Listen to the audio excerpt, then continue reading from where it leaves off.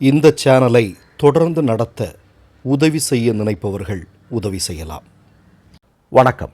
2019 இந்தியாவுடைய உயர்ந்த பொறுப்பில் இருந்த 66 IAS IPS அதிகாரிகள் இந்தியாவுடைய ஜனாதிபதி அவர்களுக்கு ஒரு கடிதம் எழுதுகிறார்கள். அந்த கடிதத்தில் என்ன சொல்லியிருக்கிறாங்க அப்படின்னா, இந்தியாவில் தற்போது இருக்கக்கூடிய தேர்தல் ஆணையம் மோடி அமித்ஷாவிற்கு அடிமையாக இருக்கிறார்கள், இதில் நீங்கள் தலையிட வேண்டும் என்பதுதான் அவர்கள் அனுப்பிய கடிதத்தினுடைய சாராம்சம். இன்றைக்கு உங்களுக்கு எல்லாருக்குமே தெரியும், இன்றைக்கு இந்தியாவிலேயே அதிகமான மக்கள் மிகப்பெரிய அளவில் விமர்சனங்களை முன்வைக்கக்கூடிய இந்தியாவில் இருக்கக்கூடிய ஒரே அமைப்பு தேர்தல் ஆணையம். தேர்தல் ஆணையத்தின் மீது RSS காரனுக்கு கூட நம்பிக்கை இருக்காது. அந்த அளவிற்கு ஒரு தலைபட்சமாக செயல்பட்டு கொண்டிருக்கிறது. இப்போ விஷயத்துக்கு வாங்க. 2 தினங்களுக்கு முன்பு சனிக்கிழமை இரவு 8:30 மணிக்கு நம்முடைய இந்தியாவுடைய பிரதமராக இருக்கக்கூடிய நரேந்திர மோடி அவர்கள் இந்திய தூரதர்ஷன் தொலைக்காட்சியில் தோன்றி ஒரு அரை மணி நேர உரையை அவர் நிகழ்த்துகிறார். நல்லா கேட்டுங்க. அந்த உரை நிகழ்த்தும் போது அவருக்கு பின்னாடி பாஜக கொடி அல்ல இருந்தது, இந்திய தேசிய கொடி. சரியா? நான் என்ன சொல்கிறேன்னு உங்களுக்கு புரிஞ்சிருக்கும்னு நினைக்கிறேன். தேர்தல் சட்ட விதிகளெல்லாம் நிலவில் இருக்கக்கூடிய நேரத்தில் அதை அப்பட்டமாக மீறி இருக்கிறார். எப்படி மீறுகிறார்? முதல்ல நான் ஒரு செய்தியை சொல்லிட்டேன், இப்போ 2வது ஒன்று சொல்கிறேன்.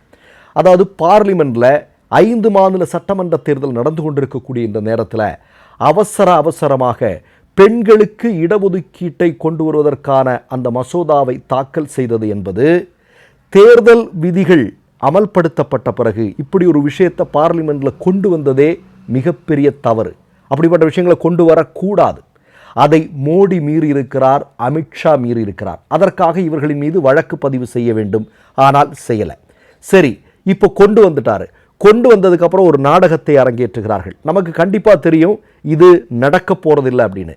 ஆனால் தூரதர்ஷனில் அவர் தோன்றிட்டு இந்திய மக்கள்கிட்ட சொல்கிறார் என்ன அப்படின்னா, நான் பெண்களுக்காக 33% இடஒதுக்கீடை கொண்டு வர முயற்சி செய்தேன், ஆனால் அதை எதிர்க்கட்சிகள் சேர்ந்து அதை கொண்டு வராமல் தடுத்து விட்டன, அதனால் இந்தியாவில் இருக்கக்கூடிய பெண்களிடம் மன்னிப்பு கேட்கிறேன் என்று மோடி ஒரு நாடகத்தை அரங்கேற்றினார். நம்ம ஒரு சின்ன ஒரு ஃப்ளாஷ்பேக் மட்டும் உங்களுக்கு நான் சொல்ல விரும்புகிறேன். என்ன அப்படின்னு பார்த்தீங்கன்னா, உங்களுக்கு கடந்த பாராளுமன்ற தேர்தல் நடந்து கொண்டிருக்கக்கூடிய நேரத்தில் இறுதி காலகட்டம் மோடிக்கும் அமித்ஷாவுக்கும் தகவல் வருது. என்ன அப்படின்னா, 100 இடங்களில் கூட மோடியும் அமித்ஷாவும் வெற்றி பெற மாட்டார்கள் என்று. அதற்கு மிக முக்கியமான காரணம், மணிப்பூர்லையும் டெல்லியிலையும் பெண்களுக்கு எதிரான ஒரு கட்சியாக பாஜக முழுமையாக இருக்கிறது என்கிற ஒரு உண்மையான பிம்பம் இந்திய மக்கள் மத்தியில் வெகுவாக ஆழமாக பதிந்திருக்கிறது. பெண்கள் யாருமே பாஜகவிற்கு வாக்களிக்க மாட்டார்கள். நான் மணிப்பூர் எதுக்காக சொல்கிறேன்னா, உங்களுக்கு நல்லா தெரியும் அங்கே நடந்த பெண்களுக்கு எதிரான செயல்கள். அதே மாதிரி நம்ம எல்லாம் வரலாறு படித்திருக்கிறோம். உலகத்திலேயே ஒலிம்பிக்கில் வாங்கின தன்னுடைய பதக்கத்தை போகிற வழியில் விரக்தியில் கோபத்தில் ஆற்றுல தூக்கி வீசின முகமது அலியை பற்றி நமக்கு தெரியும். அதே போன்று தாங்கள் வாங்கிய பதக்கங்களை, இந்திய நாட்டிற்காக வாங்கிய பதக்கங்களை, தங்களுக்கு ஒரு RSS காரணால் நிகழ்ந்த அநீதிகளுக்கு எதிராக நடவடிக்கை வேண்டும் என்கிற போராட்டத்தினுடைய ஒரு பகுதியாக அதை தூக்கி வீசி எறிந்த வீராங்கனைகளுடைய நிகழ்வு. ஒட்டுமொத்தமாக பாஜகவிற்கு எதிராக இந்திய பெண்கள் களத்தில் இருக்கிறாங்க. இப்போ மோடியும் அமித்ஷாவும் என்ன பண்ணுறாங்கன்னா, பாஜக எம்பிக்களுக்கே தெரியாது, பாராளுமன்றத்துக்குள்ளே வர்றாங்க. தேர்தல் நடப்பதற்கு சில தினங்களுக்கு முன்பு என்ன பண்ணுறாங்க அப்படின்னா, 33% பெண்களுக்கு இடஒதுக்கீடை வழங்கப் போகிறோம் அப்படின்னு சொல்கிறாங்க. நமக்கு தெரியும் பாஜக எப்படிப்பட்ட கட்சிங்கிறது. ஒன்றுமில்லை, குஜராத் எடுத்துங்க, 180க்கும் அதிகமான MLAக்கள் இருக்கிறாங்க. அங்கே 15% கூட பாஜகவில் பெண்கள் பிரதிநிதித்துவம் கிடையாது என்பதுதான் உண்மை. இப்போ நீங்கள் ஒன்று பார்க்கணும், இப்போ 534 இடங்கள் மொத்த பாராளுமன்ற இடங்கள் இருக்குது. இதில் ஏன் நீ 33% நீ அமல்படுத்தலாம் இல்லையா? ஆனால் என்ன தெரியுமா, 33% பெண்களுக்கு ஒதுக்கப்பட்டால் பாஜகவில் இருக்கக்கூடிய நபர்கள், அதாவது இந்த ஆண் வர்க்கம் இருக்கு இல்லையா, அவனுங்க எப்படிப்பட்ட சிந்தனைகள்லாம் நமக்கு தெரியும். இவனுங்க மிகப்பெரிய அளவில் வெடித்து கிளம்புவானுங்க. இதையெல்லாம் சமாளிக்கிறதுக்கு மோடி அமித்ஷாவால் முடியாது. அப்போ இது ஒரு மிகப்பெரிய கண் துடைப்பு நாடகம். இப்போ இந்த நாடகத்தை இன்றைக்கு மோடி தூரதர்ஷன் வழியாக அரங்கேற்றி இருக்கிறார். நமக்கெல்லாம் தெரியும், இப்போது இந்தியாவினுடைய பிரதமர் அல்லது உலகத்தினுடைய பல்வேறு நாட்டினுடைய அதிபர்கள் எல்லாம் திடீரென்று மக்கள் முன்னால் தோன்றி எதற்காக அவர்கள் பேசுவார்கள் அப்படின்னா, இயற்கை பேரிடரோ அல்லது போரோ அல்லது அந்த நாட்டை பாதிக்கக்கூடிய மிகப்பெரிய பிரச்சனைகளும் இருக்கும் பட்சத்தில் அவங்க தோன்றி இந்த மாதிரியான விஷயங்களை பேசுவது என்பது வழக்கம். ஆனால் தேர்தல் நடந்து கொண்டிருக்கக்கூடிய நேரத்தில் இந்த மாதிரி ஒரு இடத்துல வந்துட்டு இப்படி நான் ஒன்று கொண்டு வர முயற்சி பண்ணேன், ஆனால் அதை தடுத்து விட்டார்கள் என்று சொன்ன மோடியின் மீது ஒரு சிறு துரும்பை கூட தூக்கி போடாமல் அடிமையாக இருக்கக்கூடிய தேர்தல் ஆணையத்தினுடைய செயல்பாட்டை இந்திய மக்கள் மிகுந்த கோபத்தோடு பார்த்து கொண்டிருக்கிறார்கள். அதான் உண்மை.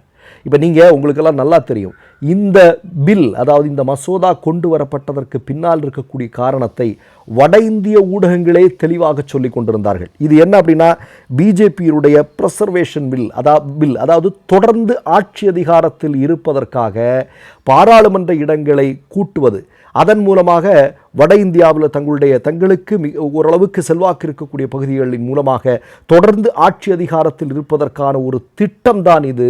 அதற்காகத்தான் மோடி அமித்ஷாவும் சேர்ந்து இதை கொண்டு வந்தாங்க அப்படிங்கிறத அவங்க வட இந்திய ஊடகங்களே சொல்லி கொண்டிருந்தார்கள். இப்போ நான் என்ன கேட்குறேன் அப்படின்னா, இவ்வளவு பெரிய அத்துமீறல்களை, விதிமீறல்களை மோடி செய்திருக்கிறார். ஆனால் இந்த நொடி வரையிலும் ஏதாவது ஒரு சிறு நம்மெல்லாம் கேட்குறோம் இல்லையா, இந்திய மக்கள் கேட்கிறார்கள், ஏன் நடவடிக்கை எடுக்கலை? இவ்வளவு அப்பட்டமான அத்துமீறல் நடந்திருக்கிறது இல்லையா, விதிமீறல் நடந்திருக்கு இல்லையா, ஏன் ஒரு சிறு நடவடிக்கை கூட எடுக்கலை அப்படிங்கிறது. அது நமக்கு எல்லாருக்கும் தெரியும். என்ன அப்படின்னா, பாஜக என்று சொல்லக்கூடிய கட்சி கடந்த 12 வருடங்களாக எப்படி செயல்பட்டு கொண்டிருக்கிறது என்பதை நாம் பார்த்து கொண்டிருக்கிறோம் இல்லையா. அவர்கள் பெண்களுக்கு எதிரானவர்கள், அவர்களுடைய சித்தாந்தமே பெண்களுக்கு எதிரானது. ஆர்எஸ்எஸ்ல எத்தனை பெண்கள் தலைமை பொறுப்பிற்கு வந்திருக்கிறார்கள்? ஆர்எஸ்எஸ்னுடைய சாகாக்களில் எத்தனை பெண்கள் இருக்கிறார்கள்? நீங்கள் கொஞ்சம் யோசிச்சு பாருங்கள். நீங்கள் முழுக்க அவர்கள் பெண்களுக்கு எதிரானவர்கள்.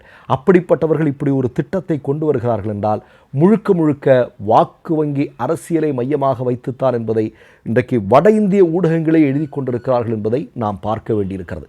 மற்றொரு நிகழ்வில் சந்திப்போம். நன்றி, வணக்கம். மை நேம் இஸ் ரெட் சேனலை சப்ஸ்கிரைப் பண்ணிக்கோங்க.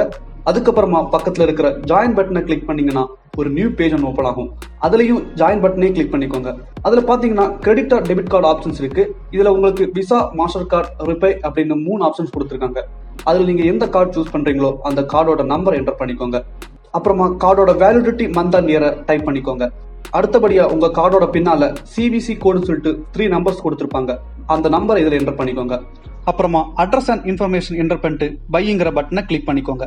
ஒருவேளை உங்க கார்டு நம்பர் இன்வாலிட்னு காமிச்சிச்சுன்னா உங்க கார்டுல இன்டர்நேஷனல் யூசேஜை எனேபிள் பண்ணுங்க.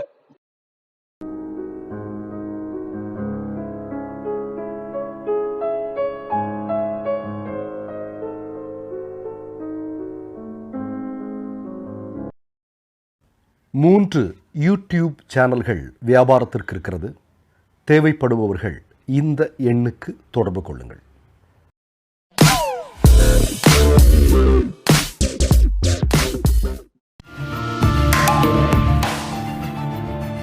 கேள்விகளை நீ கேட்கிறாயா அல்லது நான் கேட்கிறேன்?